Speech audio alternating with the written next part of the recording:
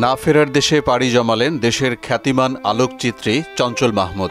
২০ June শুক্রবার রাত ৯টার দিকে রাজধানীর ধানমন্ডির ল্যাবেইড হাসপাতালে শেষ নিঃশ্বাস ত্যাগ করেন ফটোগ্রাফি জগতের অন্যতম দিকপাল চঞ্চল মাহমুদ।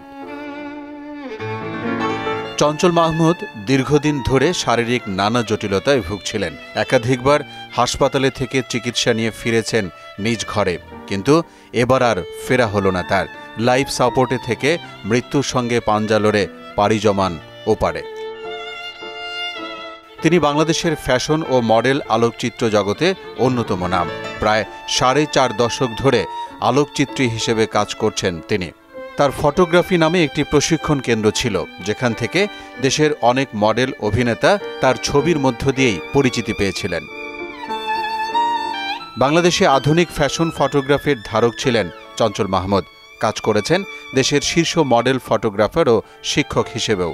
তিনি বাংলাদেশ ফটোগ্রাফিক সোসাইটির সঙ্গেও যুক্ত ছিলেন। চঞ্চল মাহমুদের মৃত্যুতে দেশের আলোকচিত্র ও সংস্কৃতি অঙ্গনে নেমে এসেছে শোকের ছায়া। মোহাম্মদ ওয়ালিউল্লাহ, মোহনা ডিজিটাল।